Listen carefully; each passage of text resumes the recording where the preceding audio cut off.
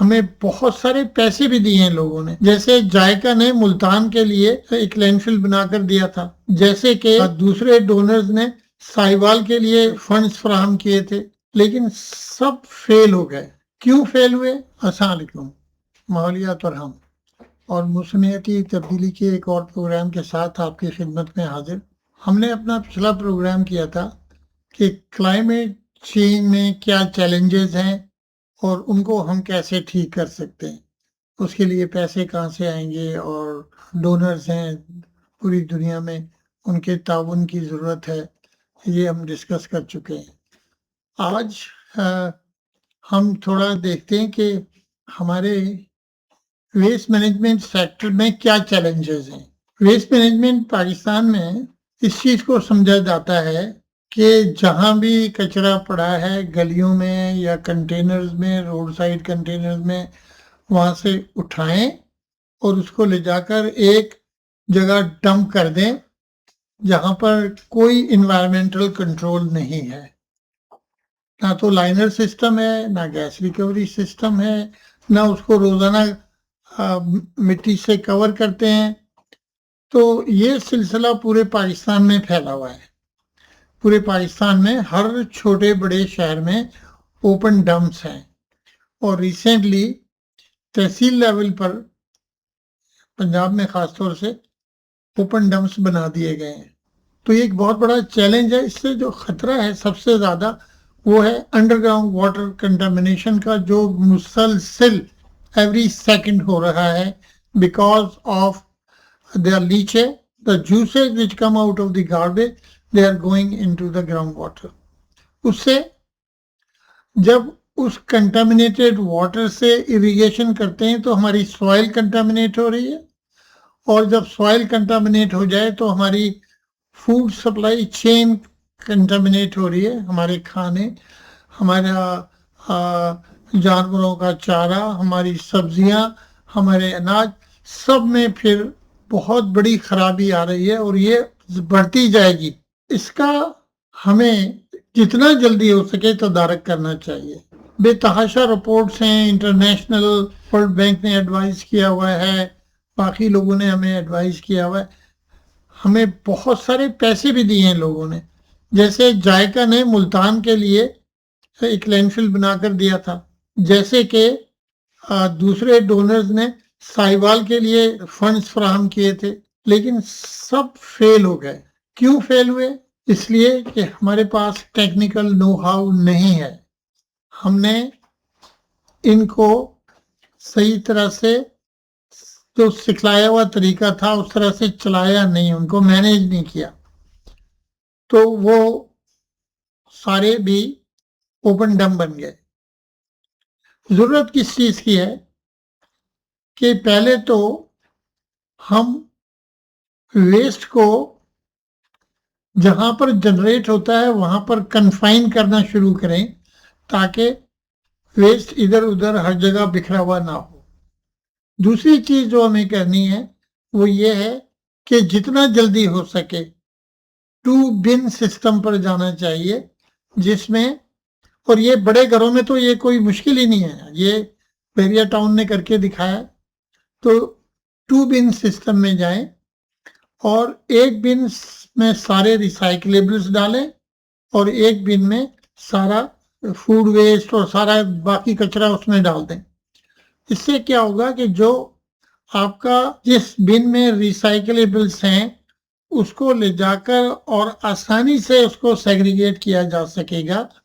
उसको हम कहते हैं सिंगल स्ट्रीम रिसाइकलिंग, यानी सारे के सारे पेपर, प्लास्टिक, कार्डबोर्ड, कैन, गिलास, सारा एक ही कंटेनर में आता है और वो मशीन इस तरह से डिज़ाइन हुई होती है कि वो इसको सेग्रीगेट कर देती है। उसके बाद जो हमारा चैलेंज है वो है पुराने जो लीगेसी जितने भी डम्प्स हैं जो कि कंटिन्यूस एयर इमिशंस कर रहे हैं, ग्राउंड वाटर पोल्यूशन कर रहे हैं, उनको बंद किया जाए। तो उसके लिए ज़रूरी है कि हम नए लैंडफिल्स बनाएं और नए इंजीनियर्ड लैंडफिल्स बनाएं, या हम वेस्ट टू एनर्जी पे जाएं। दोनों ऑप्शंस ओपन है हमारे पास।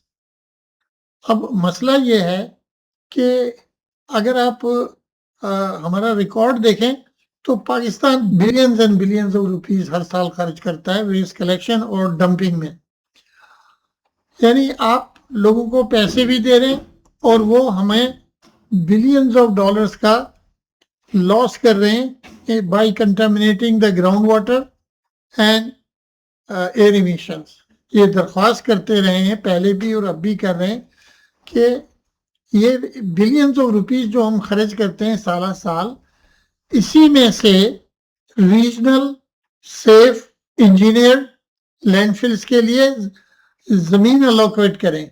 अच्छा, अगर नहीं गवर्नमेंट की जमीन अवेलेबल नहीं है तो भाई प्राइवेट सेक्टर से जमीन लें और उनको अपना पार्टनर बनाएं। यानी एंटरप्रेन्योरशिप बिल्कुल वेस्ट मैनेजमेंट इंडस्ट्री में नहीं है, तो इसको हमें इंट्रोड्यूस करना चाहिए। इसमें हमें बाहर से पैसे लेने की भी जरूरत नहीं है। अच्छा, एक पेरिस अकॉर्ड का आर्टिकल 6 है जो कि कार्बन इमिशन से रिलेटेड है, saving of carbon emission.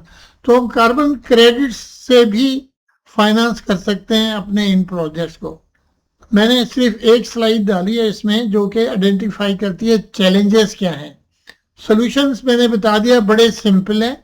confine the waste at the point of waste generation. Number 2, two bin system में जाएं, डोर टू डोर कलेक्शन करें और सेफ डिस्पोजल मेथड्स अपनाएं, कंपोस्टिंग को अपनाएं। अच्छा, कंपोस्टिंग जो है ना गार्बेज से नहीं बन सकती, वो सोर्स सेग्रीगेट करके जो ऑर्गेनिक मैटर है उसको कंपोस्ट करना चाहिए। और हम रिकवर करें रिसाइकलेबल्स। अगर मैं आपसे फाइनेंशियल एनालिसिस शेयर करूं जो हम शहर बाय शहर करेंगे, तो उस शहर को एक दफ़ा कैपिटल इन्वेस्टमेंट करने के बाद दोबारा जो भी उनका एनुअल कॉस्ट है वेस्ट मैनेजमेंट की, इट विल बिकम ओनली 10% जो एडमिनिस्ट्रेटिव वगैरह में। Otherwise they can recover everything and make the projects self sustaining. तो प्रॉब्लम कहाँ आती है? Technical know how. टेक्नोलॉजी को इंपोर्ट करें, हम बेस्ट डिजाइनर सेलेक्ट करें दुनिया में से, और एक दफ़ा डिज़ाइन हो जाएगा तो फिर हमारे अपने इंजीनियर जो हैं, यंग इंजीनियर्स, वो कर लेंगे। तो अभी जो हमारे पास हो रहा है कि डिज़ाइन कट एंड पेस्ट पे बेस्ड हैं, फॉरेन जो कंसल्टेंट्स हैं उनसे उधार लेकर हम कट एंड पेस्ट करके बना देते हैं project and then they fail. तो हम अगर इन कमजोरियों को दूर कर लें तो हम एक बहुत ही साफ सुथरा इन्वायरमेंटली सेफ माहौल, ग़िज़ा और अपना क्लीन वाटर, क्लीन एयर, ये सब कुछ प्रोवाइड कर सकेंगे। तो इसी के साथ और इस गुजारिश के साथ कि हम सब लोग मिलकर इस सफ़र में शामिल हो, माहौलियात और मौसमियाती तब्दीली, क्लाइमेट चेंज के सफ़र में शामिल होकर हम हर डिसीजन मेकर्स के पास जाएं और उनको कहें कि भाई इसको हमें अंडरग्राउंड वाटर कंटामिनेशन ना हो, एयर पोल्यूशन ना हो, इस तरह का निज़ाम बना दें। और ये मुश्किल नहीं है।